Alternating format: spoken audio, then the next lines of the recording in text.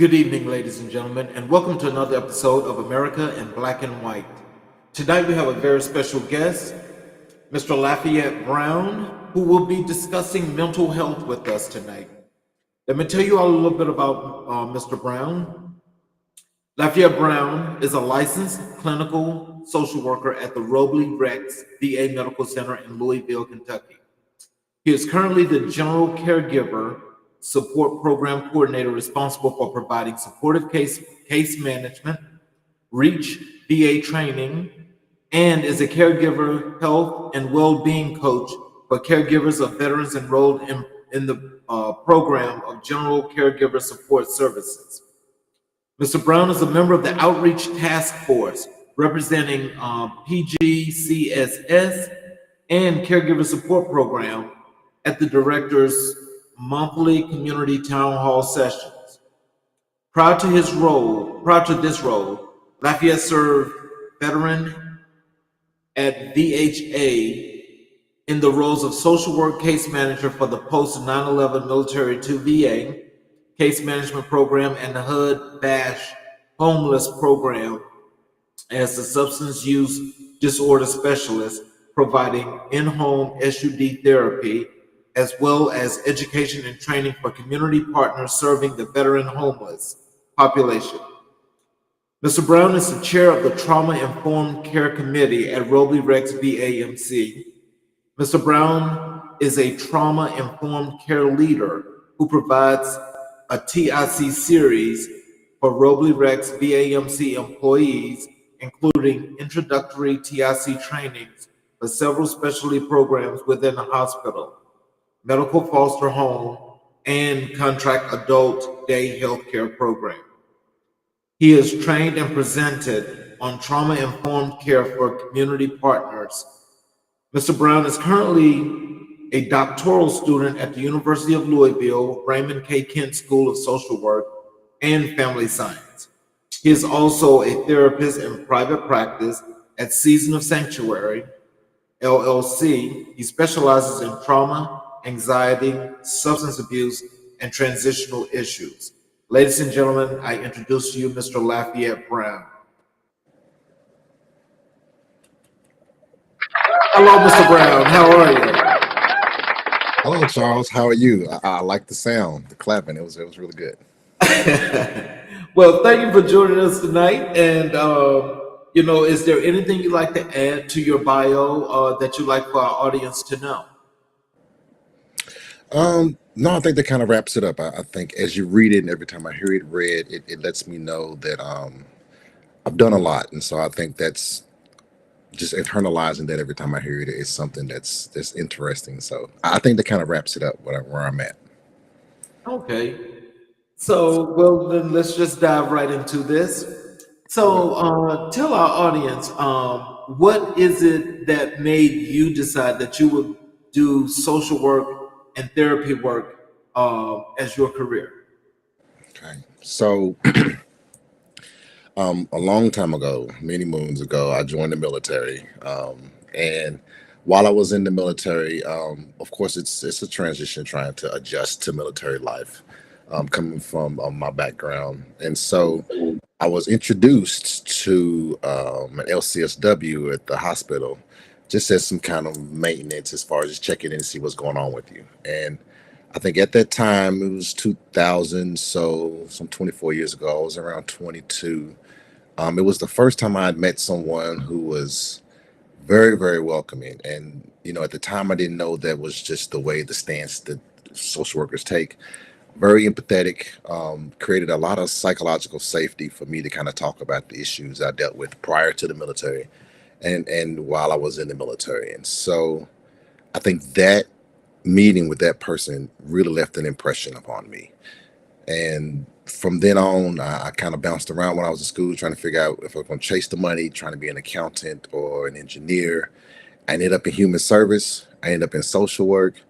And I literally haven't worked a day in my life. It really feels like the natural place where I should be and the service I should be doing for my fellow man. Oh, wow. That's really cool. So then this is like a personal thing for you? Yes, and we learned in school that a lot of times people come to therapy. It's more or less me search. They call it research, but it's really me search. And so, what I've realized in my private practice and the clients that I've had is that they were at some stage or are at some stage that I used to be at. Even with substance abuse, having that history in my family, I found that a lot of the work that I do with others helps me kind of do the work that I needed to do that I didn't know I needed to do as a young man. And so it's definitely a mission of love, I would say that. Oh, wow. So, can you tell us what inspired you to pursue a career in mental health and entrepreneurship?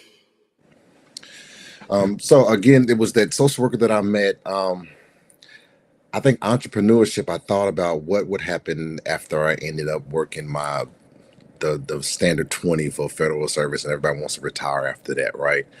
And so in school, there was a conversation that I had with someone that kind of stuck with me. They said, you would do a great job working with young Black youth.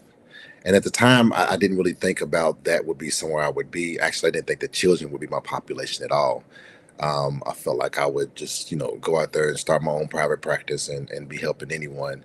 But what I've come to find out is that it's almost looking in the mirror and helping myself. So I'll have this story I tell people about, whenever we would have trauma in our lives, developmentally, we kind of freeze. So if I had something happen to me when I was 12, when something traumatic happens to me again, I kind of revert back to that age I was at when I had my first main trauma.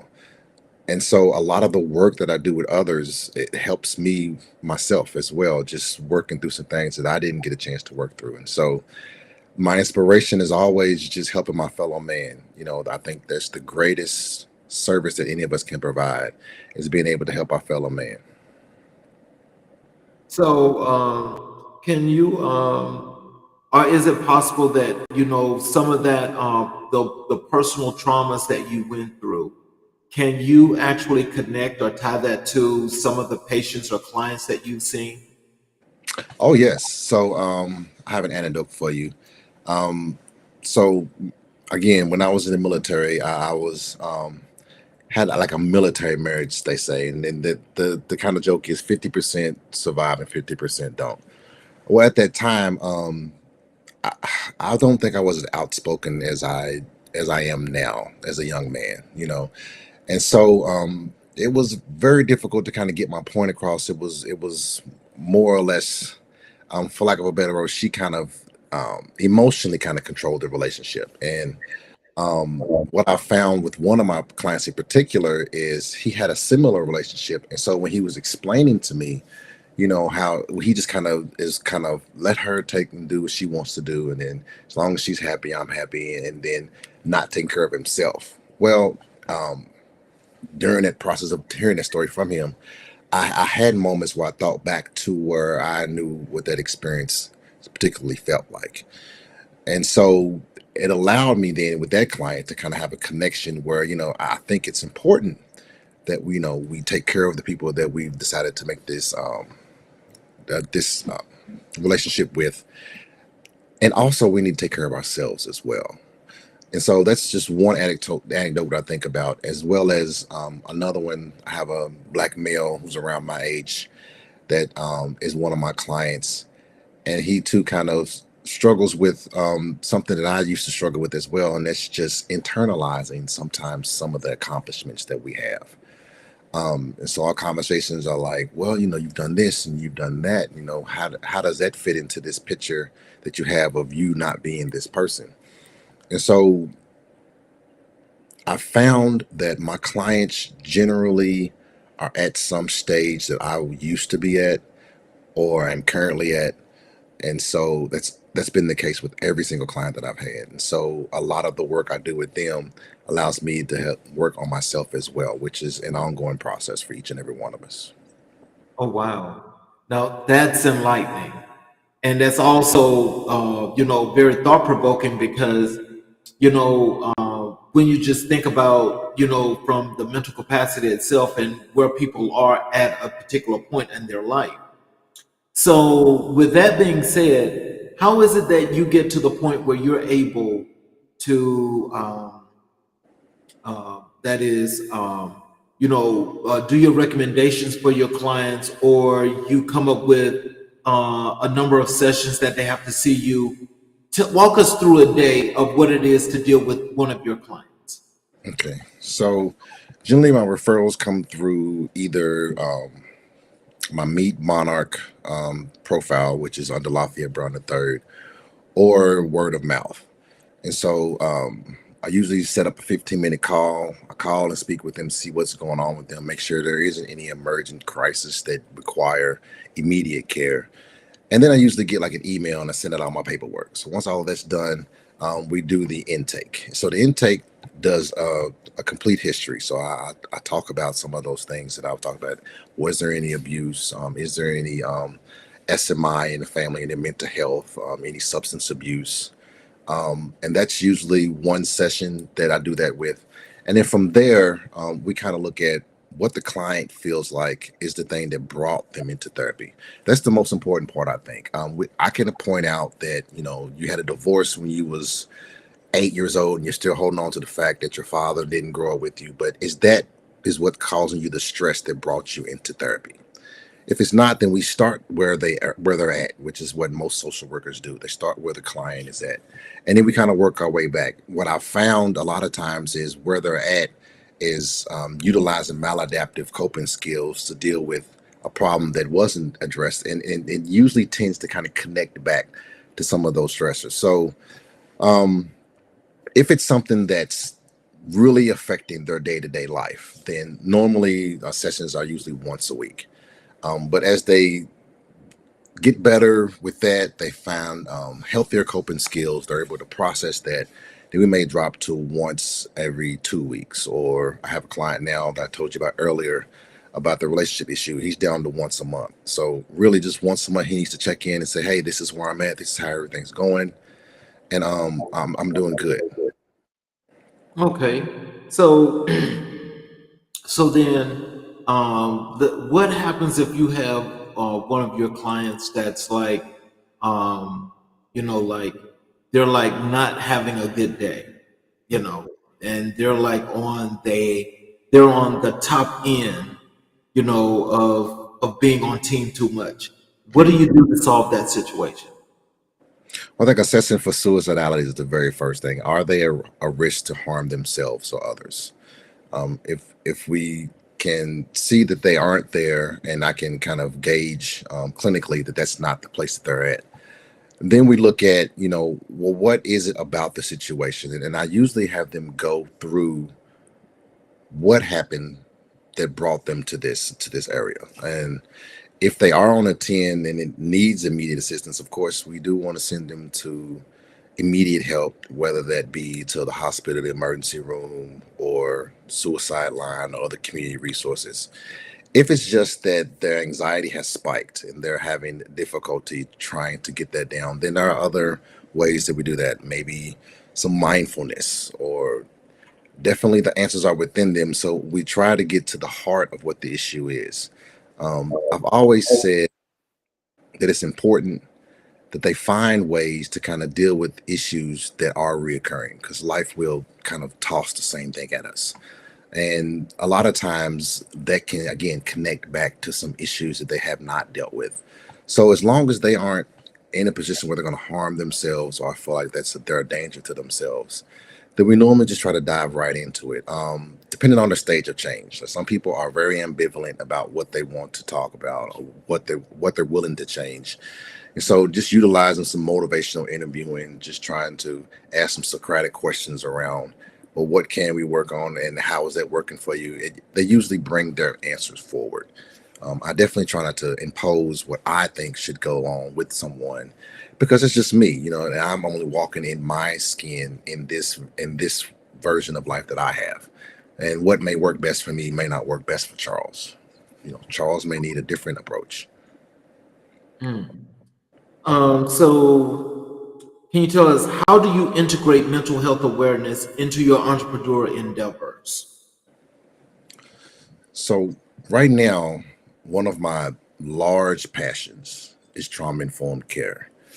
And so I usually explain trauma informed care this way. A lot of times, someone will happen. They'll have a behavior or an outburst that it isn't equal to the event, and so we tend to think like, what's wrong with that person? Medicine wants to pathologize people. They want to say that because of X, then Y. A lot of times, it doesn't just end there. I think the place we should start is what happened to this person. Again, we find ways to cope with difficult things in our lives based on the way we got responses before. So if I felt unheard as a child and I acted out, then as an adult, that may look like me cussing and hollering at you just because you didn't hear me. Well, then sometimes maybe that person just needs to be heard. Maybe their story needs to be told. And I apologize if my dog is barking. He's a very excitable guy. But Zen is my peace sometimes. So other times, not so much. Um, Lost my train of thought with that. Thanks, Zen. But I think trauma informed care is the thing that I use to kind of instill in my entrepreneurship. So I definitely always want to get to the heart of what's going on now, and give people that space where they can be heard. Because when people are heard, when people feel understood, when I can look at you and say, you know what, I think he understands me, that creates the psychological safety that I was talking about. And it's in this area, in this place of safety, right, which has to be renewed before you can do any work. Then we can begin to work on the things that we need to work on. But you have to feel safe. And so, even in my entrepreneurship, as far as the clients that I work with, I try to create that from that 15-minute call. And that's what that 15 minutes call. I'm not charging anyone for that. I just want you to know I want to listen to what your story is. And that's a good lead into therapy, because therapy can go to places that require some sensitive work, some hard stories to relive. And so I want you to know that it's safe. And so when I think about that, even in business, I try to make sure that anyone I'm working with feels safe, feels connected, feels like this is a place where they can get the things that they need and the issues that they have met. Okay. So, can you tell us this? When someone actually wants to call you up and they want to do a consultation, or just in general, when you're just about and you see some of your everyday people, how do you determine, or do you tell them, you might want to come and seek counseling or do therapy and things of that nature? Have you ever done that, or does that happen sometimes? So, interestingly enough, I do find myself, before I wasn't a social worker, in these positions where people would confide in me about what's going on. Um, that's part of the reason that kind of led me to this, because, you know, pe- I guess people feel comfortable when you are giving them the attention that they need. If I do meet someone and I feel like therapy is something that they need, I try not to force that upon them. I will ask questions like, "Well, have you ever spoken with anyone about that?" And I think that in doing so, it allows them to come up with the answers. Again, no one wants to be kind of told what they should do. I have cards and stuff. If you can't find a therapist, would you be interested in?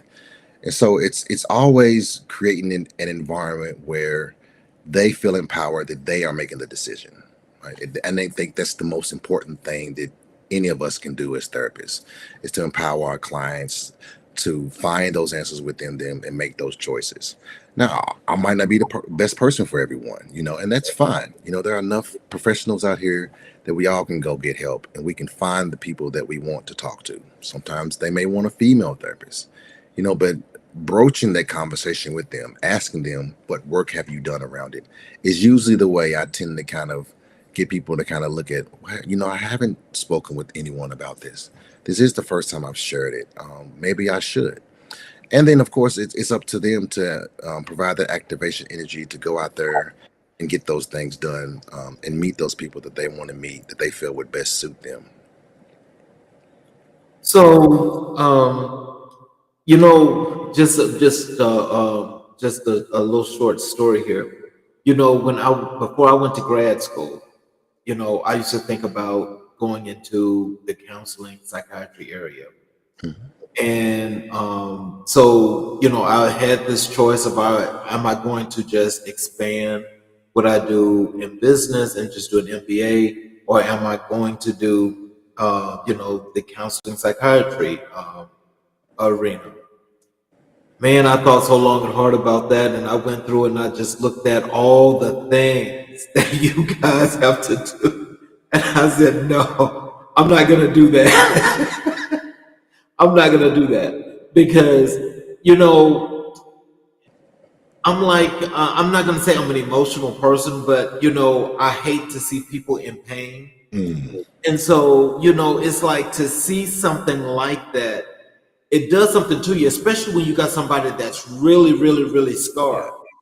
And so, if you've come across a situation like that, how did you handle it? So I will tell you authentically when I first began as a social worker after getting after graduating, not too well. I think that I hit the ground like any newly branded social worker, like I'm going to save the world, and so I wanted to kind of make sure that that was the substance abuse position. So I wanted to make sure that you got into therapy. I wanted to make sure that you went to your AA and A meetings. I wanted to make sure that you were taking your naltrexone if you were taking it to kind of make sure that you weren't drinking. And what happened to me was I hit the wall. And so I had a number of clients who were unable to fight the addiction and defeat it and ended up costing them their lives. They succumbed to their addiction. And it took a heavy, heavy toll on me. And I think at that point, I thought I realized what I was doing was right. And I'd met some of them just before these tragic events happened. And the conclusion I come to after burning out and talking with the supervisor is that I don't do anything to people. If that makes sense. So the analogy I like to give people is we are in the car. I'm on the passenger seat. You are driving, right? If you choose to do 100 miles an hour, it's my job to say, the sign says 55 mile speed limit. You know, can you help me understand why you feel like you need to go to 100 miles an hour?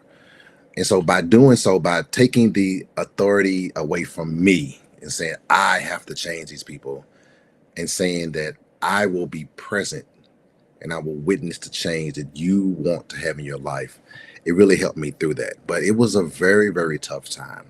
I do remember there was a gentleman that was a little bit older than me, a black male, who had succumbed to alcoholism.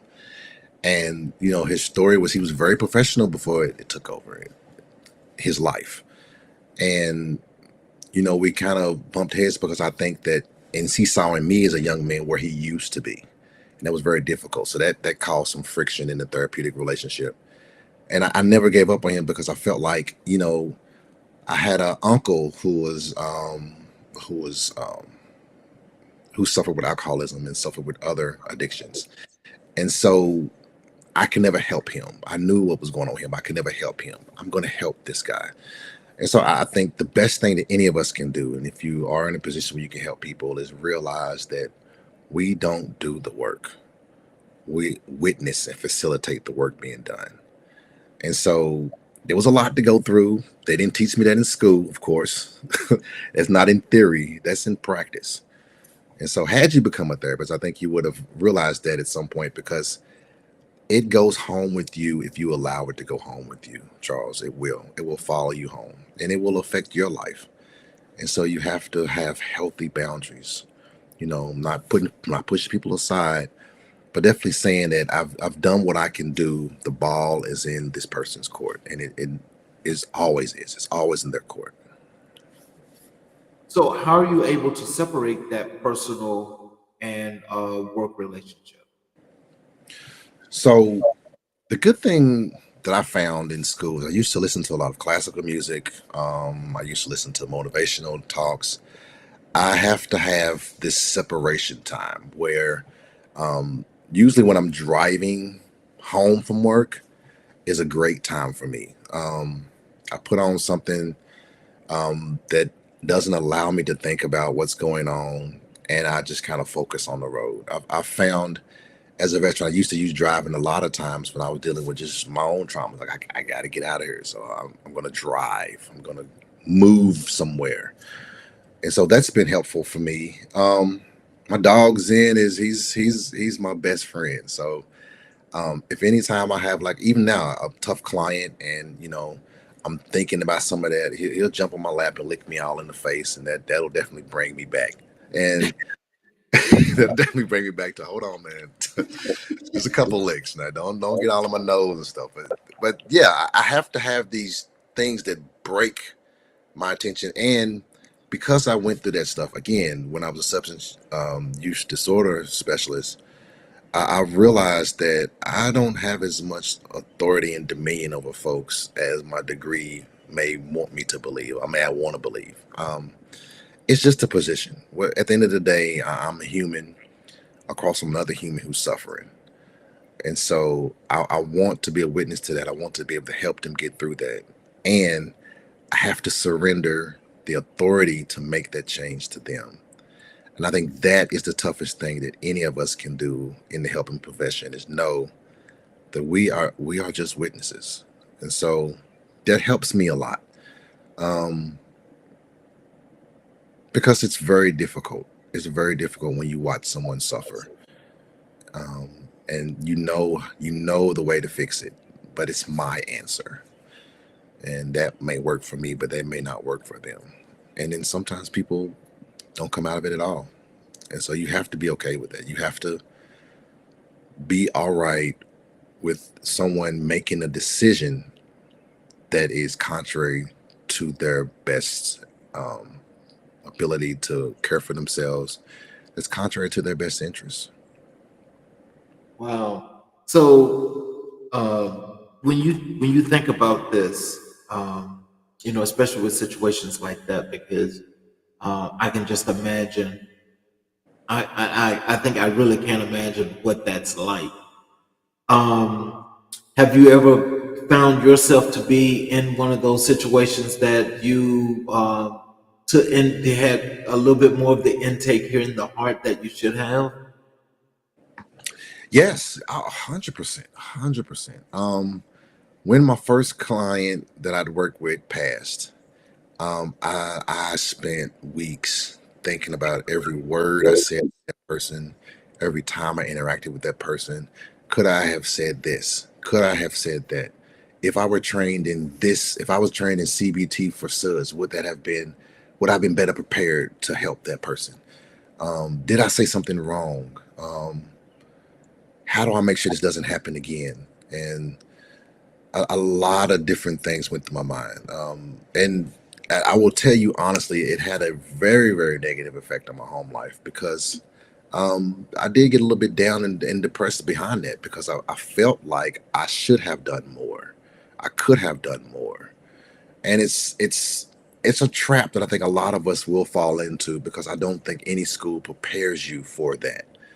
And I'm lucky that I had people around me that were able to talk me through it, who themselves were in this field, who had people who they helped and they helped and they helped and they helped and they were available, and those people still made, choices that were detrimental to themselves. Um, and so I thought I was going to be cold, right? I thought that made me cold, but in actuality, it made me a better clinician because I Mhm. knew my limitation. My Right. heart was always in it. I always feel how I feel. I always want to help someone. I'm naturally empathetic in most cases. Um, and that doesn't change. Just the responsibility for the change. I had to shift that to the client because they're the ones who make the decisions for their life, good or bad. And so, yeah, for a while I thought, well, I can't just be cold and not really care. And it's not that I'm not caring, it's that I'm caring for myself by saying that this is yours. I'll help you carry it. But at the end of the day, it's your hope. You have to take ownership of it. Okay. So, for our people that are out there in our audience that are listening right now, what is some advice you may have for them for those that may be slipping into something like a depression, or they're feeling down, or just are tired all the time, and irritable and all those other things? What are some of the things that they can do to make their lives a little bit better and to kick that funk before it becomes a real funk? Well, if you're having fatigue and irritability and all these other physiological symptoms, it's best to talk with your doctor in this process as well to make sure there isn't some underlying medical condition that's leading you to that. As far as if you are in a depression, I would always suggest mental health. But I don't know. I don't think that everyone has the means or to get that. And so there are community health centers out there. There are definitely lines you can call, as far as 811 if you're feeling suicidal or anything like that. But the depression itself is a symptom of something deeper that's going on. Most times there's a situation that, when we think about our fight, flight, or freeze reaction, so something happens. There's only three things you're going to do. You're going to fight, right? Fight like heck. You're going to freeze and you're not going to do anything. Fight, flight, or you're gonna run from it. A lot of us avoid difficult things. And so I say anything that's suppressed as far as emotions suppressed become physical symptoms. So we can't get away from dealing with the thing that we don't want to deal with. It's just impossible. You're going to deal with it some way. And if you continue to suppress it, or like they told us in the army, suck it up and drive on, those things don't work in the long run. I mean, you'll get momentary alleviation of symptoms, possibly, but what you'll end up doing is adapting some sort of coping skill that's not good for you. And in the military, it was drinking. Everybody was drinking in the military. And, it could be anything. It could be shopping. It could be, it could be being overly promiscuous, right? So you go from person to person because you love that feeling of being loved that you get in the first, like almost like a teenager, like the first part of the relationship. So you're finding the way to cope with it, right? But the way that you're coping with it is maladaptive, and it's causing you additional troubles. So Use that term again. What'd you call it? Maladaptive? maladaptive coping skills. So Okay. Okay. yeah, if it were adaptive, it would be something that would be beneficial to you. So an adaptive coping skill would be, I'm going to get out and I'm going to walk when I start feeling down. Well, that's adaptive. It's going to be good for your body. It's going to be good for your health. But maladaptive is, I'm going to get me a couple shots of this, or I'm going to have a drink, or I'm going to smoke some weed, or I'm going to do whatever it is. Like those things, they don't fix the problem. They just mask the problem. That's it. So you're just covering, you're getting temporary cessation of thoughts, but we can't stop our thoughts, right? No one can stop what you're thinking. So as soon as you're sober again, in your right mind, those same situations will arise. And so the work has to be with you and digging down to what is that thing that makes you feel this way, So, that you are feeling this way about.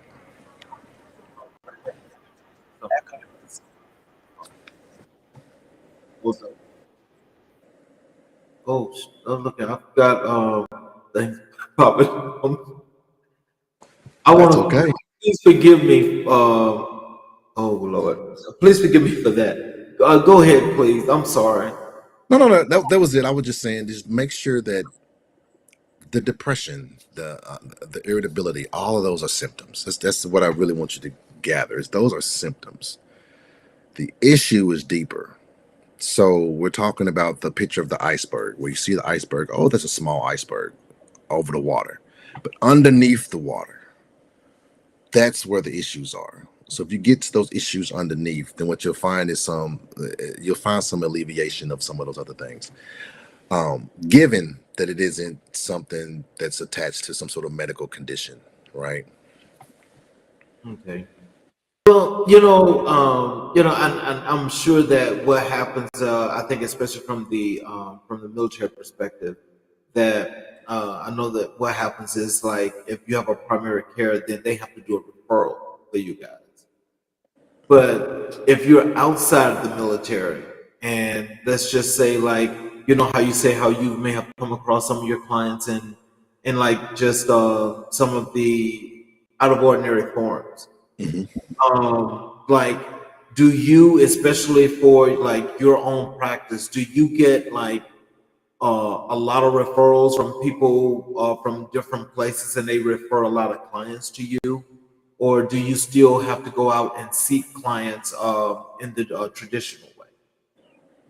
So I think it's a mixture of both. I do some marketing every once in a while. I might put an ad on Facebook saying that mental health is important. Make sure you reach out. Um, my recent client I just talked to this Sunday who's coming in. His daughter found my information and so referred him. I've had other clients who are friends of clients. I've had people find me online. I've given people my card when they ask, "Oh, you're a therapist? Oh, I have a family member that may need assistance. Well, here's my card. Have them reach out to me." And so it's really beating the street. It's having a digital footprint, which is which is extra work on top of everything else. But I do think that there are other ways, advertise having profiles on some of your main. I don't have I think it's psychology. I don't have a psychology today yet, but I mean that will be another avenue that I would be looking into as the practice continues to grow. So as many places as I can put my face and put out there that mental health is important, and I'm here to provide it if you need it. Would be grateful. Some of the I'm sorry, would be a great ideal. Some of my referrals just became because I'm a black male, and so that's definitely a rarity in the field. Mhm. So, can you tell us about that now? Is there is was that like from the community, and do you do a lot of different things in the community where you gather clients, and just because of the reputation, you're starting to get more from the community? Yeah, so I community wise, the biggest thing I do is a trauma informed care. So I do a lot of trainings on that within the organization that I work, and then outside the organization with other organizations, speaking about mental health and the disparity between BIPOC, which is Black, Indigenous, and persons of color seeking mental health, and our Caucasian counterparts. Just sending information, sharing information. I have gotten clients that way. I'm also a part of a Black Men in Counseling. I think that's the name of it. I could be getting that wrong on Facebook. And so sometimes we share referrals. And then there is a Louisville Therapy Network Facebook page that I'm a part of. And so sometimes someone will come on there and say, "Hey, I have a 41-year-old Black male looking for this client," and then everyone in that group is a therapist, so we will send our information, and then that person gathering information will give those options to the client. And so there are many different ways I kind of come about clients, especially being a Black male in the field. Well, you know something? I don't want you to think I'm crazy or anything like that, but I'm gonna tell you something. After the COVID situation, and that there were people that were having a lot of breakdowns, right? Mm, yes. I wasn't one of those people, but I will tell you that, as time has progressed since that time, not that COVID is gone, but it's just hasn't been as bad as it was when it originally came out. Mm, But up to this point today, normally, and this is my normal just way of just thinking and just feeling comfortable, is that I always feel comfortable if I actually found someone in the medical field that looks like me. That mm, makes me feel comfortable. mm. And have you heard any of that from any of your clients before? I have. So there is something that's empowering about looking across at the provider and them being of the same ethnic group as you. Now, we may assume that they have had the same experience, and they may not have. But it breeds almost an instant chance for a therapeutic relationship because you can look at this person and feel that they've had the same experience. Now, I will say, as being a Black male, Not every black man in America has the same experience, but I would almost argue that we've all had some sort of experience that was distasteful or kind of some sort of traumatic event that we had dealing with racism or any other of the structural issues that we deal with. And so it's almost like you could look at this person and maybe they've had the same experience. Now that's not always true. And there is definitely um, how can I say this? There's definitely a note of, if we think about, this is off track, but it's the Willie Lynch letter, right? And this idea of kind of segregating us amongst ourselves. And so there are times when we don't even look at each other and see this could be my brother. This is my brother. You know what I'm saying? So ideally, that would be great that that was the way it always worked. But I think it's at least a starting point. Hey, if there was a long time ago when I had to, so I'm 46, I'm of the age where there has to be a check so that I don't have colon cancer, right? So we'll share that. But the first provider I'd found was a black male. Why was that? Because I felt like I could trust his opinion because he's had a similar experience. Now, is that entirely true? No, but I mean, but that gave me the confidence and empowered me to go out there and do something that I needed to do to make sure that my health was taken care of. And so it may be the thing that gets you in the door. It may not be the thing that keeps you in the seat, but it's definitely the thing that gets you in the door. And so I definitely understand that. And there's a shortage of BIPOC providers. And so, if you have a history, or if you have a people who have a history of distrust of the medical system because of all the different things going wrong, you think about the Tuskegee Airmen experiment. You think about a lot of other things where medicine hasn't definitely been one of the things that's been helpful to us. Not to mention, and I'll add this, that there's still this thought process that black people have a higher pain tolerance than most. So yes, yes, yes, 100%. I read a research article and they talked about, especially when they did the, I can't think of the doctor's name, but he founded gynecology, and so when he was doing his experiments with black women, he never gave them any anesthesia because he felt like that they didn't need it; they can tolerate pain more. So the history, and it's not to bring it up and throw it in people's face, but uh, where we came from matters. What happened matters. So we are now in a different place, but still, those things still happen. And people, especially BIPOC people, may have a distrust of the medical system, and so that leads us to find someone. If I find someone who looks like me, then I can trust this person. Now, is it entirely true? Maybe not, but I mean, it's definitely a function of the history that we had with engaging with medical care. Oh, wow. What challenges have you faced while balancing your work in mental health and entrepreneurship? Time is the trouble that I face.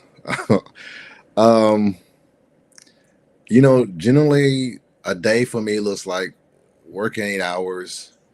2 or 3 of those hours, I may have a client, and then doing some homework, doctoral school. And so that's 5 days. No, it's really 7 days a week because even on the weekends, I'm doing homework. And so one of the things that I really wasn't getting a lot of was sleep. And the lower amount of sleep I got, the less my ability to function was. It was definitely affected it. And so just being able to say to myself, today I'm going to do this, like setting boundaries. I even set boundaries with work. Like I had to kind of take my clients down, or at least spread them out more, because I still have the schoolwork to do, right? And then I still have a family on top of that, the two young boys that I want to kind of be a part of their lives. So at the same time, I was coaching them in sports. That's gone now. Their season's over with, but tackle season's get ready to start. So how am I going to mold my time in a way that's going to be helpful for me? Because one of the things that you can't get back is time. And so while I want to push ahead with this entrepreneurship and instill that in my sons, and have them kind of think of ways that they could be a creator and not just a consumer of goods, I have to realize that it can have a detrimental effect if I do too much.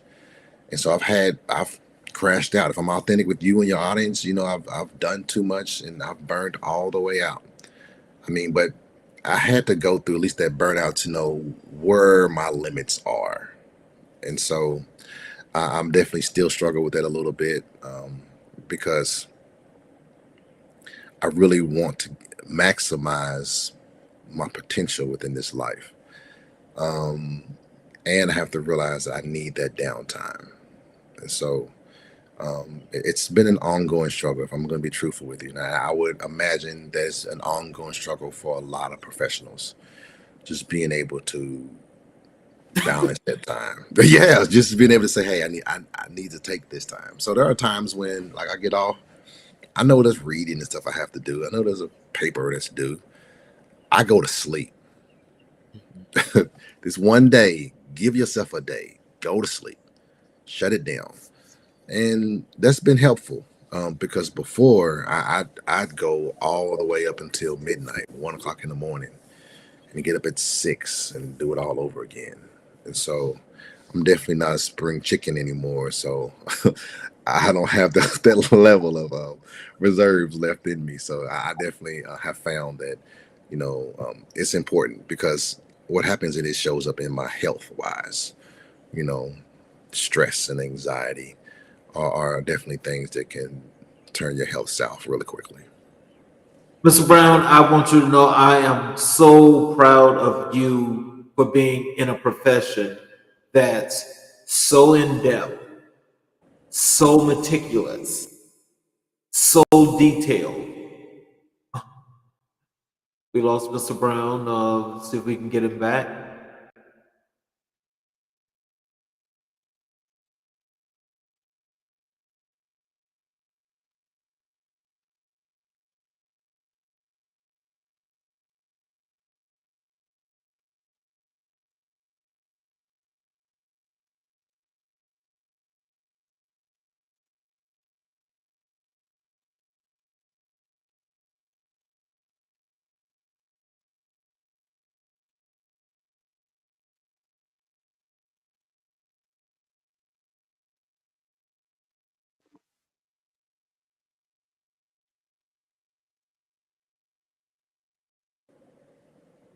Yes, sir. Hey, there he is.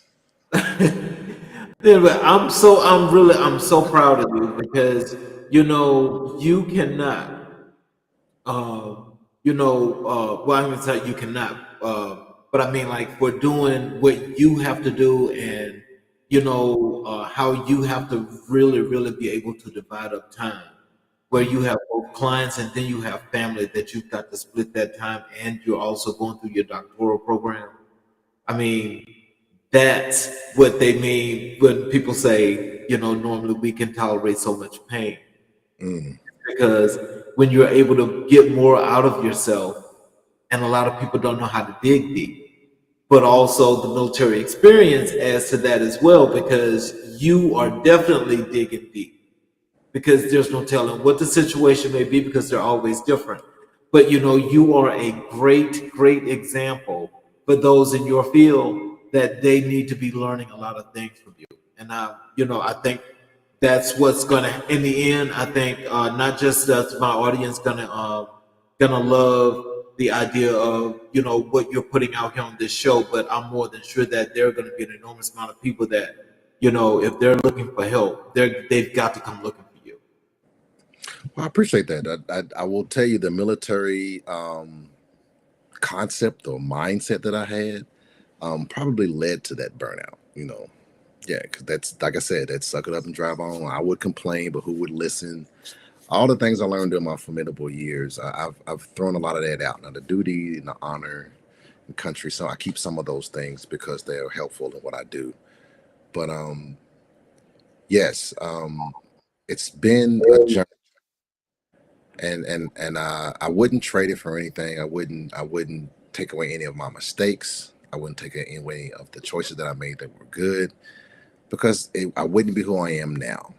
And so, who if you're listening and you're in a place, where you're close to burnout, you're burnt out, you need mental health, take those steps. You know, it's difficult and it's not easy. And I always tell people that, what we're going to do here won't be easy at times, but it's necessary, right? And a lot of times the things that we do that are necessary, i.e., me being an entrepreneur and building something that some sort of legacy I can leave for my sons, is necessary. Especially if I want to change and flip the generational wealth, or at least have them set on the path to where they can be um, creators of their future and not just cogs in the machine. And there's nothing wrong with that, but just going to work and spending their check and living for Fridays and hating Mondays. We find ourselves in those positions because we aren't doing the things that we love, that matter Right. to us. Can you share a significant milestone or achievement from your career in mental health and entrepreneurship? Yes, I have been in business since 2019. And the big milestone is when I started business. So I do all of it. I do other than paying someone to do my credentialing, I just don't have time to talk to all these insurance companies and fill out the pages and pages of packets. I do my billing from front to end. I do all my scheduling. I do all my notes. I do all the meetings with people. So I'm the secretary, the therapist, the biller. And so I'm proud of myself because in 2019, when I started it off, there was a period when I burned out and I just kind of shut down for a couple months. Um, but what I learned from that is that I needed to, again, use my time wisely. And I've been able to kind of pick back up. And I picked back up. 2019, I opened. It was about 2020, into 2020 when it got hard. And now I'm back. 3 years going strong. And people are still coming in.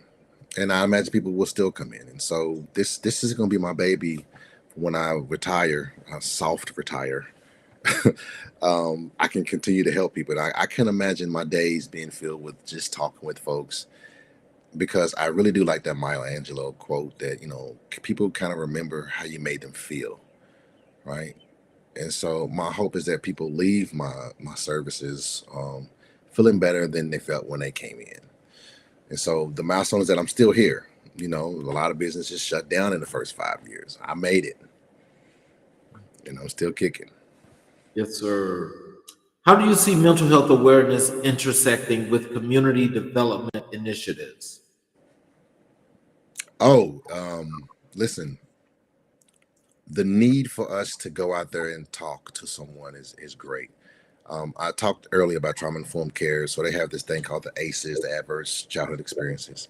I was doing some research prior to this, and I found out there's a C ACEs. There was a 2021 article in NIH that talked about the fact that while ACEs talks about these adverse childhood experiences, divorce, any sort of abuse, substance abuse, a lot of other things, they don't talk about the effects that racism has on Black youth for potentially traumatic experiences. And then the places they come from, right? There's a lot more violence, there's drugs, there's broken homes. Like they don't there's not a lot of research from the ACEs community that talks about how those things affect. And so if we're talking about community development, then we have to talk about where we're at as a community, and so as a Black community.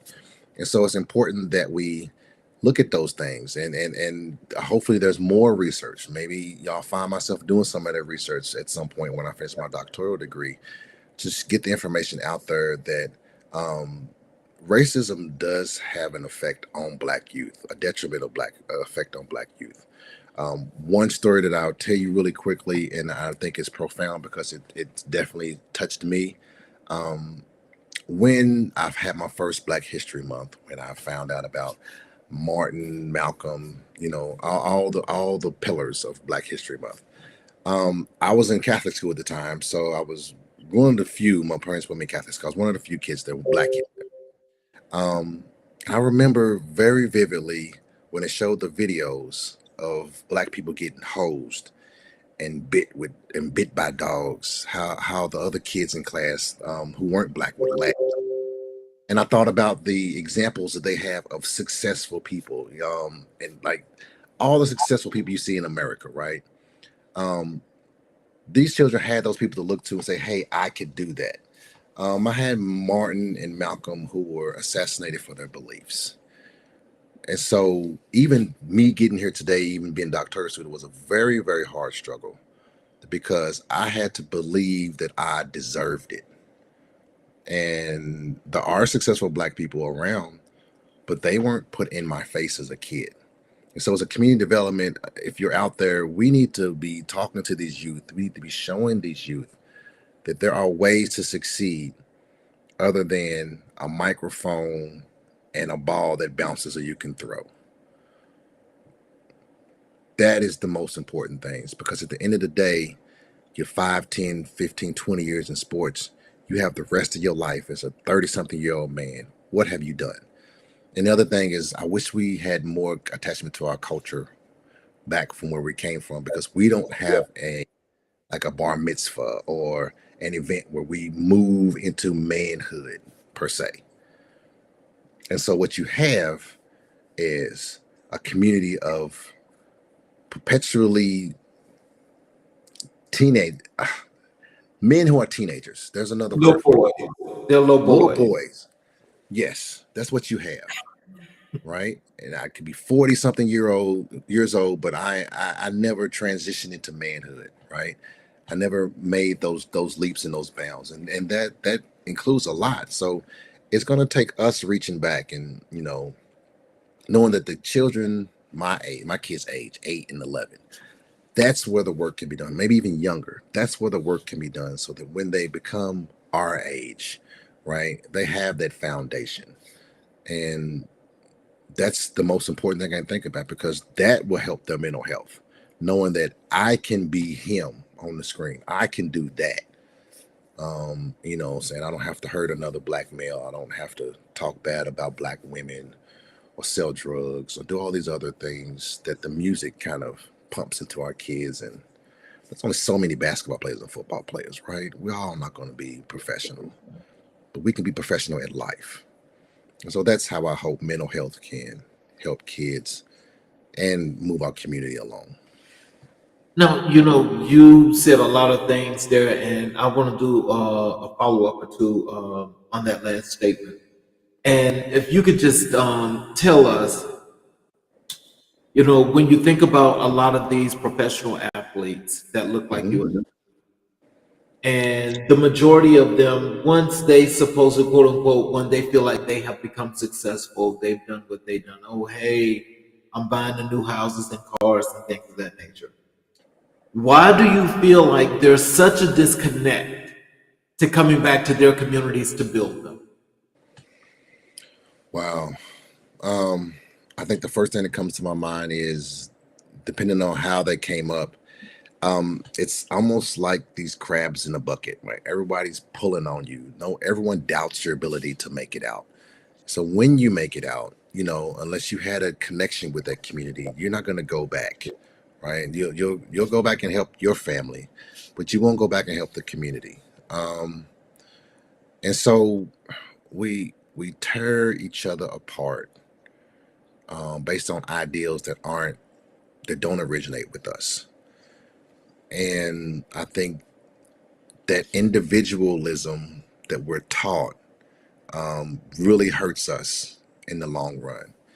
A quick analogy is, I know that there are people who would come here, refugees who would come here, and they would live 5, 10 people in the house, and they would pool their resources, and then they would buy a house. Then they buy another house, and they buy another house. But we don't do that. There'll be 6 of us in a house, and we'll try to get 6 houses and 6 cars and live in 6 different places. But again, if you look back at our history, how things happened that kind of divided us or put us at odds with each other. I mean, there's a lot of healing that we have to do in our community in order for us to kind of make those changes. Now, it's not as bad as it was, but it's not as good as it can get either. Well, let me tell you, this is how I see that. And so kind of like, I guess you could tell me from a therapeutic perspective, like maybe why I'm thinking this way. Um, I think, I don't think it matters like where they actually came from because in some shape, form, or fashion, all of us have pretty much come from the same story. I agree And with that. so if we've all come from the same story, some of us may be a little bit more fortunate than others where we have two parents, vice one. Hmm. But still, even in having two parents, the struggle was still the same.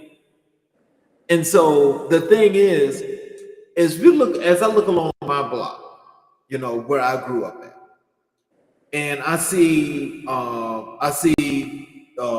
there may be two, maybe three people other than myself that strive we strove for a little bit more and we kind of like did a lot of different things. But when we go back, you know, when we go back, we're always visiting the same place and we always try to think about ways as to what we can do to make this thing right.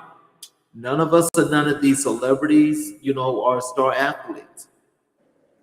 But it is indicative to how marketing goes that it takes our children and some of these younger folk to go and support those very same people that are not supporting them.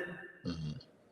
So my thing is the disconnect from the parents or is the disconnect from is it from the divide and conquer Willie Lynch letter, as they say, from a time back that's still circulating that still says, well, I don't care about you, I got mine. Wow, I would say that it could likely be a combination of the two. I mean, our first educators are our parents, and Hmm. so they definitely instill in us what we need to survive. Now, I can't give you what I don't have. So if your grandmother didn't give it to you, if your grandmother didn't give it to my father couldn't give it to me. Hmm. Um, there's something about sensationalization that it's shiny and it catches people's eyes. And so what I'm talking about doing is not sensational. It's the work. Take care of yourself. Hmm. Save money. Go Hmm. back and talk to people. Like those aren't things that people are kind of celebrated for. We're celebrated for the big flashy things.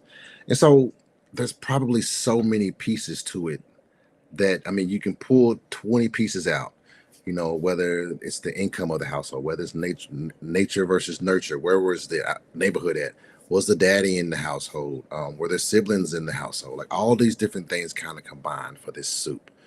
And so I would hope that by going back to our communities as individuals and setting those things up, it's going to be laborious. It's going to be slow work because you or I don't have the reach that we can affect 20,000 people or 100,000 people at once by something we put on TV, right? And so the images that we see, like that marketing has been a negative thing for Black people because what how we're perceived, how we're projected isn't always how we are. So there are so many factors that kind of keep us kind of divided. And I'll be honest with you, if there was ever an opportunity for us to figure out a way where we could pool our resources, right? Like almost like a Black Wall Street, right? If you've heard of that. There were times when we were not at the expense of others, but we took care of ourselves where the dollar circulated in the community. Those kind of ideals are not celebrated, right? And so what you have is two or three households that take care of business, four, five, six, seven, eight others that are kind of the world, if it's the best way I can put it, of the world. And so um, I think we all have to kind of grab our shovels and dig where we're at. That's the best we can do until we have a platform where we can reach everyone at once and we can kind of pool those resources. We should definitely be thinking more about um, how we can save everyone, but meanwhile we're trying to stay above water ourselves. Now, just so this is for another show, but I will say this. like the dots are connecting. And I say the dots are connecting because, as you know, I'm here in Georgia, you're in Kentucky. And so that's a dot, and they're connected. And so when they connect and it keeps spreading where you are, it spreads where I am. The people I've connected with out west, Midwest, North, Northeast, Southwest, Southeast, it still matters because the dots are connecting. But what happens is we don't have to broadcast. And you're right, we don't have that reach like those folks with the millions of dollars. But I can guarantee you, as we continue to build on this network, we don't have to put it out until it's time to unleash the tiger. Yeah. That's the thing. And Because definitely healing our traumas along the way. So I don't want us exactly. to get this newfound access and then kind of pity it all away because we haven't healed the things that are going on with us. So that's the importance of, I think, of community development, like you're talking about, and that mental health piece. Only you know what's going on with you. So work Right. on you. Be the best you every day. Well, I sure thank you for that. And so, can you tell us this? In what ways do you leverage entrepreneurship to address mental health disparities in communities? So it's interesting because I was thinking about that, and I think my work will be this, and I've always felt like I've had a great work inside of me, something coming forward. Um, Ideally, at some point, I can grow my business to a point where I would love to buy some land out in rural and bring some um, kids who have never seen that, especially BIPOC kids out there, and give them a side of life that's not so much based on city. Get away from the electronics, get away from all this stuff, and see a side of life that we don't normally see. I live out in the country now. I grew up in the city. I'll probably never live in another city in my life, only because I like the peace that comes with being able to grow my own food and do stuff like that. So if I were to have the perfect scenario, the perfect storm, then SOS, Season of Sanctuary Farms, I'd have the funding for that, which would allow me to go work with some of these courts that actually are asking for volunteers to work with disadvantaged youth. Maybe have some sort of program in place where those youth can be removed from the cities, removed from the environments where they cannot make better choices because they're right there in the problem. And then some sort of connection with some sort of educational system that would allow me to get schooling out to them, and then hopefully there would be some generous people that can get those kids some scholarships, some funding, maybe even get kids back into trades, being a plumber or being something like that. It's not flashy. You won't get you a Maserati, but you'll own yourself a business. And once you become an entrepreneur, then you write your own check. And so that's ideally where I would want to go. Where I'm at now is, I'm not gonna lie, man. I'm still in school. I'm still working. I'm still trying to work to that place. Um, but that is my vision. That is definitely my goal, to empower a lot of people who have not felt empowered, to make decisions that are better for their life. And so, you know, if we can get there, we won't get there till after I finish my doctoral degree. But definitely once I get there, then and I'm able to kind of work only in my business, I feel like that will be the path that I would go down. Um, yeah, because if I don't provide the example, I can't complain about the fact that what they're doing. So I have to do something. We have to put ourselves in these situations that allow the kids to make better decisions. Could you share a personal story or experience that motivated you to advocate for mental health in your community? Um, so I can. I'm trying to think. I will share it in a way that hopefully I don't make too many people upset, but I want to be authentic as well. Um, If it's got patient-client no, confidentiality, no, please. it's gonna be a story about me. Oh, okay. Yeah, yeah. Um, so there is definitely some aces in my family. were some adverse childhood experiences.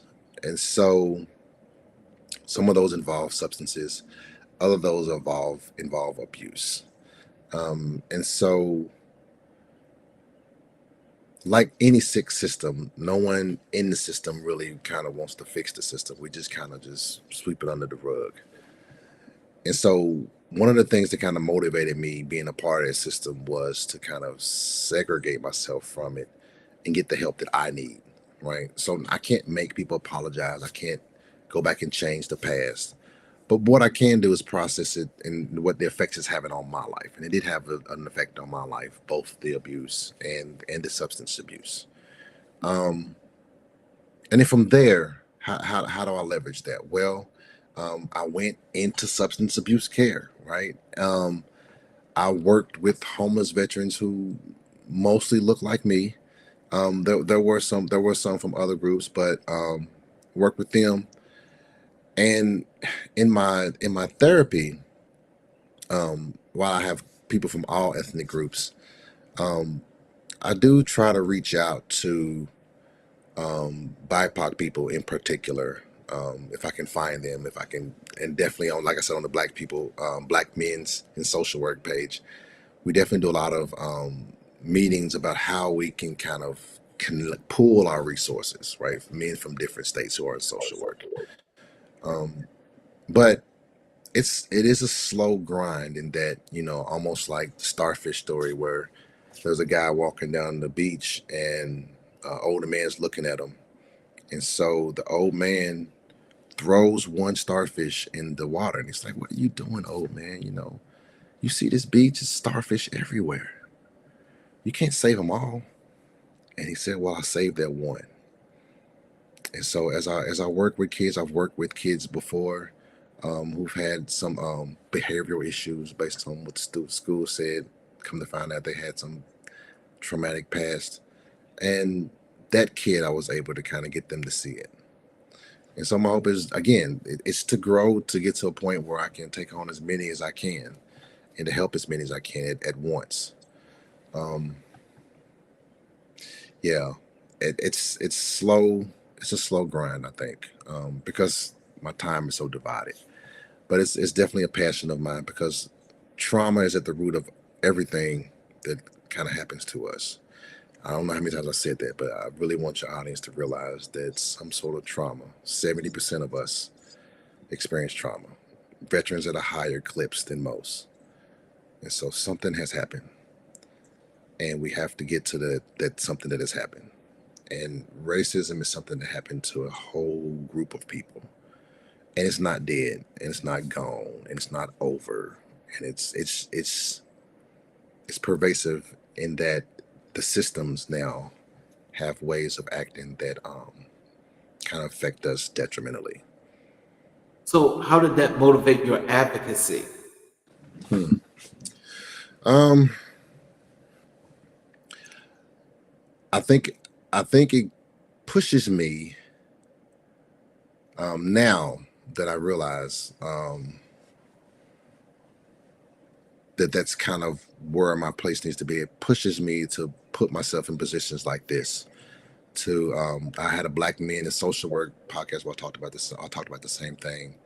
Um, when I have time, I want to be a CASA volunteer for kids and who have no parental support in the court system. So it definitely guides me to put myself in positions where I can speak for them. One thing that happened, it's a small thing, but there was a child that's a gifted child that was in school and was having trouble with some of the teachers, a BIPOC child.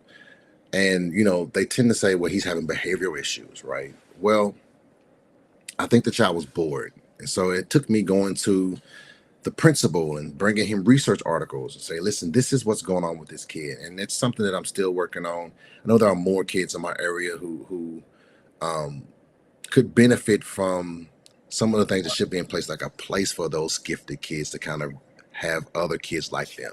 Even though there's a program in place here in Kentucky, it only starts at the fourth grade. So what are we doing till then?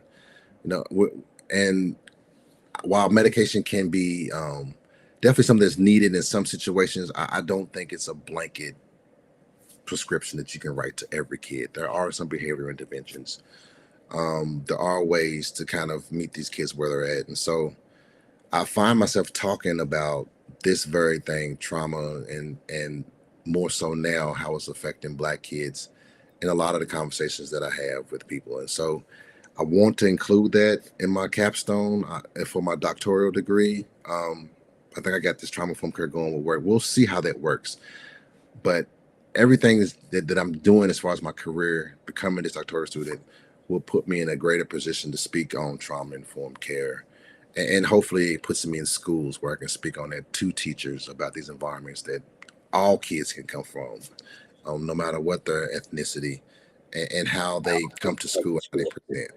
I think the school itself is not built to know those things. They have counselors and stuff. They do their best job, but I don't know if the teachers are there. And it depends on where you're at. I'm in a rural area, so we may be a little bit behind some more progressive places. That's just the way I see it here. Well, so have you picked a specialty yet for your doctoral program? So for my capstone, I'm thinking about doing it. I have implemented trauma informed care training, like I said, like you read earlier at my job. Um, and I've been able to kind of do a new employee training on trauma informed care. So the new people coming in, I'm making them trauma aware. I'm trying to make the system itself trauma aware, with the goal of us transitioning to a trauma informed medical model where we kind of meet people where they're at. This idea of what happened to you versus what's wrong with you. Um, I think a lot of places, some hospitals, are more about compliance, right? And then if you have a worker that doesn't understand trauma, and you come in, Charles, and you're upset and you're hollering, we may call some sort of code or say the police need to come pull you out of there. Well, what about if you had some sort of trauma in your life where you felt like you had to act out, and when you act out, you got your needs met? So then in your brain, you're like, well, I need to cuss somebody out in order to get something done. No, you don't, but that's been your experience. And so that's kind of what I'm pushing now. Again, I found that article, and it's just was written 3 years ago, and there's very, very little research on CACEs, which is cultural aspect to it. And so I definitely want to delve deeper into that. Will that be for my doctoral? I don't know yet for my capstone, but that will definitely be something that I look into, because I think for me that's this natural progression if I want to have the largest effect and raising two young Black sons in a world that will see them differently when they get to be a little bit older. How do you envision the future of mental health services and support, particularly in underserved communities? One of the good things I think that kind of came out of the COVID and us being separated was this enhancement of video, right? So I'm able to kind of meet with you. Everyone has a smartphone, so I can meet with you this way, and hopefully with coverage. Sometimes people don't have coverage, but with some sort of coverage, we can see that expanded in those populations that are underserved. It may be easier for me to get on my phone and talk to you from my living room than to drive downtown to your office. So I hope that a lot of providers kind of get back to that. I know insurance companies have kind of rolled that back a little bit, because now they're saying we can be in person again. But again, what if you have someone who lives way out? I mean, internet is something broadband, they're trying to spread across the country. Once we're all connected, there should be the lowest barrier possible for us to get that mental health care, even if you got to sit on your porch and talk to me. All of my services are virtual again. And so I think that it's possible for you to have a entrepreneurial career, be successful, and connect with those people. So that's the biggest thing, is just keeping that part of insurance and reimbursements, and not limiting that just because we're back in person, which some insurance companies here in Kentucky have lowered those reimbursement rates because we're back in person. But I think that's the greatest thing that we've had. It was very helpful for me, even when, because so I was right after SUDS, I was able to kind of do that um, during COVID, when I was working with veterans who were having substance abuse in homeless shelters. So I had a meeting virtually, and they would sit there in the shelter because I couldn't go down there, and they couldn't come to me. So that's been very, very helpful, just bridging the gap. But then again, it's not only just access as far as technological access. There has to be greater access as far as resources. And so Mhm. everybody doesn't have insurance, and so um, and Medicaid, Medicare, everyone doesn't have that. So that would be, I think, the greatest thing that could help us and help others kind of stay in care, because you might not have transportation. That may be an issue, but if you got a phone, you could always go to a link like I did just now, and we could be having this conversation just like this. And so, what advice would you give to aspiring entrepreneurs interested in incorporating mental health advocacy into their ventures?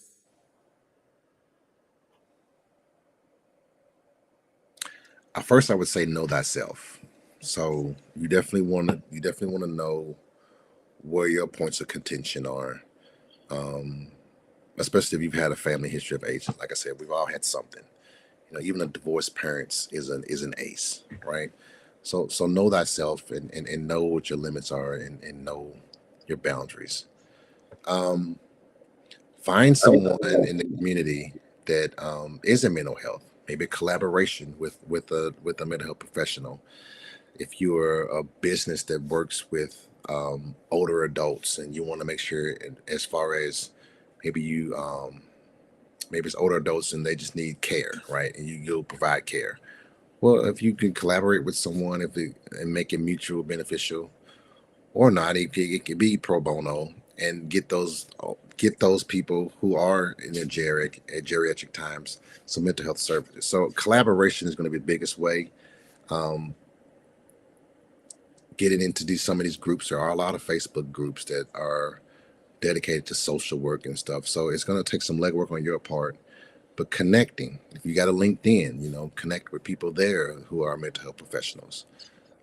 Learn as much as you can. You don't have to go to school and get all the hours that I got, but you can read a book about trauma informed care, and be trauma informed yourself, meaning that you are meeting people where they're at, right? Empowering them to make the decisions that's best for them. It doesn't always require that formalized training, and that's good, because even while I'm doing the training, everybody is not a provider. Some people are what we call front desk staff, so they don't have a license, but they can still be trauma informed, right? And so dedicate some of your time to learning ways that you can be empathetic and therapeutic to people. And then once it gets beyond your scope of practice, what you know, then you refer, right? But we all could take better care of each other. And that's the biggest thing I can say, is wanting to take care of your fellow man, right? And wanting to be there for them. Mhm. And so, as an entrepreneur, how do you navigate challenges related to stigma surrounding mental health issues? Wow. Um, the best thing I think that you could do is address it head on. Um, I came up in a family. I remember hearing, like, we don't tell people our business, right? Right. So this is the community that I grew up in Louisville, and it reminds me of a time when I was working in an emergency psychiatric services, where we were dealing with severely mentally ill people who may have had an may have had I can't think of the warrant. There is a warrant that they can get called on them. MIW, and MIW called out on them, and so the police have to come and bring them in for assessment, right? Mhm. Um, there's a lot of stigma around being diagnosed with, I'm sorry, with schizophrenia, or some of these other medical conditions, and so um, we would have to advocate with the police about how they were handling with people.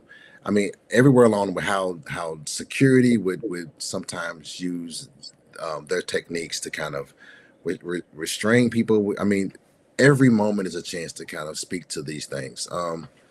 When I was in the homeless program, I went to different Salvation Army. I think about right now, went and talked to about what's it like to have both a mental health diagnosis and substance abuse.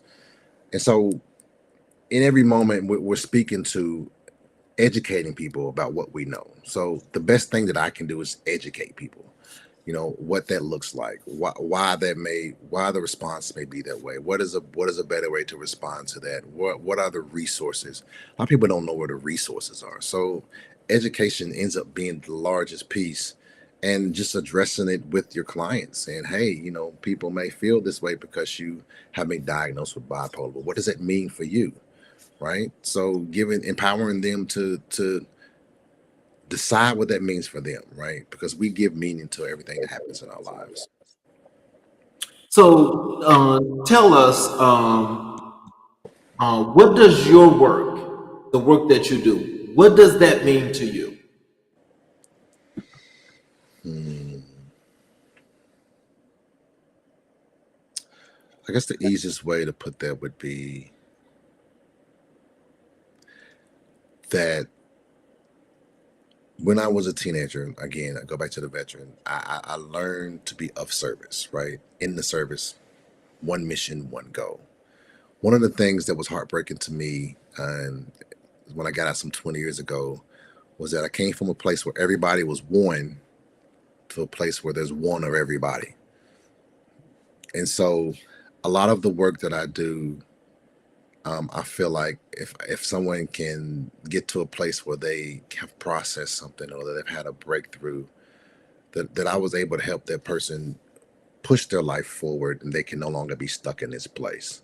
So again, I said earlier that service to our fellow man is the greatest calling we can have. I really do believe that, helping others um, helps me in such a way that um, it's where I get my my feel good from. When I can work with someone and they can kind of get it, and it's probably part of the reason I burned out earlier, because I wasn't getting it because people weren't at that place. But to me, it's been my passion since I was in service, because I'm too old to serve now. Um, so I would really want to leave that mark. So having a legacy of helping others, being that servant leader, since I learned what servant leadership was, it has been the thing that's kind of guided me and has been my passion. It means the world to me to be able to see people better their lives in times when they thought they couldn't. Um, I can't describe the amount of juice that I get from that. It keeps me going, because it's not always easy. Everyone doesn't always get a breakthrough. It can take months of counseling. But that one person said, you know what? I get it. That's good.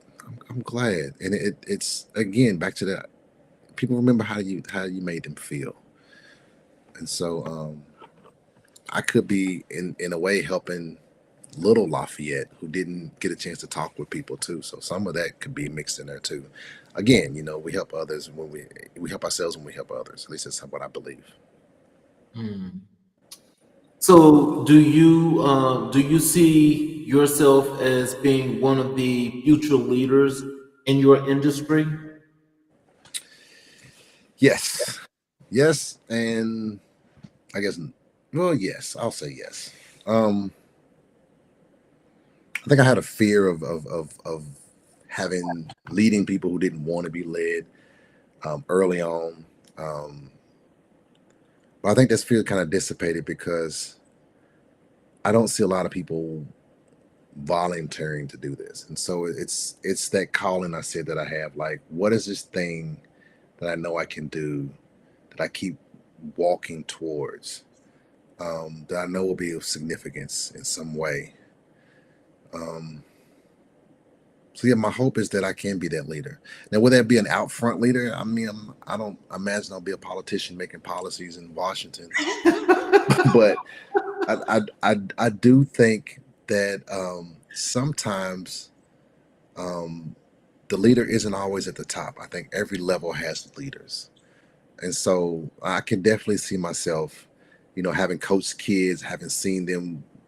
We did win a championship, having seen them coach them, and they did the work, but I kind of coached them up. I could see myself coaching young boys, helping young boys, trying to get their life together, and then them coming back to me when I'm older than I am now and saying, Mr. Brown, you did this and because you did that. And so, I mean, it warms my heart to think about that that's even a possibility. So I think that may be the place. And even though I didn't think about it in the beginning of my career, that may be where I'm best suited. Is helping our young folk realize that there is a way, another way. And, maybe not a teacher, but definitely in the school, but a teacher of life and how to care for ourselves. So yeah, I definitely feel like I could be a leader in that way. Well, it's a foregone conclusion for me that I'm already ready to call you Dr. Brown. I appreciate it. Um, uh, there are a couple more assignments and things to be done, but I appreciate that. I think I'll say that Dr. Brown is loading, right? But who I am now is not Dr. Brown. But every day I take a step forward and I grow into whoever Dr. Brown will be. And so I do appreciate that because I am not the man I was 9, 10 years ago, and I'm still becoming the man that I will be sometime from now. Well, I'm gonna tell you. I think for the things that you do, again, and it parallels so much with what this show is about, which is, the targeting of the underserved communities. And in that targeting, is that not only do I wish for people to see people that look like us, that can do so many different things in so many different industries, and if the professionalism goes from all levels, from the top to the bottom, because we're doing it that way. But I think when they get the opportunity, to see those things, that's where the work that you do, the work that I'm doing, the work that other folk are doing, especially those that have come here to this wonderful show. The showcase is more than just a showcase. What it is it's that informative learning situation that we like to put out to make sure that people understand that nobody does anything alone. Yes, this is true. You're never alone, and that there's always somebody here for you, you know. And so, again, as I say, we're connecting those dots. So, as those dots connect, it only gets bigger, it only gets better, it only gets stronger. And, I just really, I've already, I have my mindset now. So, you're just going to be Dr. Brown from now on. I appreciate that. I will tell you that representation does matter. It really does. And so, you know, having no doctors in my family, it's difficult being a trailblazer. But once we have one, Mhm. I think that everyone else will be able to see that it's possible. And Exactly. that's all we need is just to be able to see that it's possible, that there is a way. I think we'll get there. Mhm. And so, just this one other thing before we get to Yes, closing. I tell you what, I would love to have is I definitely want you to. I hope you agree to come back to the show certainly. another time. But I would also love it if you and maybe 3 or 4 other of the folks that's in the professionals that's in your group. Hmm. I would love us to have a round table where we're Mm, discussing the main topics of mental health and psychology and what does it mean, and just hitting on some different things, which gives something to think about because, I can get 4 people on the stage at the same time. So that is why I ask. 4 people, And including you. yeah, well, Okay. yes, 4 people. Well, no, there's 4 people outside of me. Okay, so 5 total. Okay, Yeah. 4 people. I will tell you what. I've already sent you some referrals of people that I know, and Hmm. I think that that will be a beautiful thing to see a bunch of us coming together, putting our minds together, and engaging some of these topics that need to be talked about. So, Mhm. whatever I can do to bring that to fruition, I will do. We'll definitely have that discussion. And so, is there anything that you'd like to leave with our audience as to mental health, how to contact you, all those wonderful things in closing? All right. So, I can be found on LinkedIn. It's Lafayette Brown III. I also can be found on the internet. So Meet Monarch. If you type in Meet Monarch, like the butterfly, and type in Lafayette Brown, you'll find my profile. Um, so that's how to contact me. The thing I would like you to take away as far as for mental health is this. Um, each of us need all of us. And so we are all on a journey. Where that journey goes, is different for it's different for each one of us. However, one thing that we all have in common is that the world and the things that kind of happen around us have this effect on us, right? You can call it traumatic, you can call it stressing, you can call it anxiety. But the thing that I want you to do about that is I want you to seriously consider speaking with someone, anyone, whether it's me, whether it's a therapist in your area. Please take the time to know thyself. Because once you know you, right, then everything that you thought was possible, wasn't possible, is possible. You know, faith comes from hearing, right? Right? Not from seeing. So what I see around us is a people that is not connected, that is disjointed. But I have faith. I have faith that over time, as we lean more into each other's, that we could see a day where it isn't just a black Wall Street in one city, in one state, but across America. And it's only at that point when we see each other as humans and see the humanity in each other that we're able to kind of take care of each other. And so your duty though is to take care of yourself, because if I have pain and I'm bleeding, I'll bleed all over you. So I have to take care of myself. So you take care of you for me, and I'll take care of me for you. Oh, wow. Ladies and gentlemen, we just heard the great Lafayette Brown. I'd like to thank him and each and every last one of you that have watched this show. If you're watching on the YouTube channel, please hit the subscription and notifications button for me, please. Because I like to make sure that each and every episode that we do, that if you're not able to watch it on the live, you're able to come back and you can watch it at any time that you'd like. So again, I'd like to thank each of you for spending your time with us. It's been a wonderful show, and we will do it again tomorrow. Thank you again, Mr. Brown, for being here. Thank you, Charles, for the opportunity.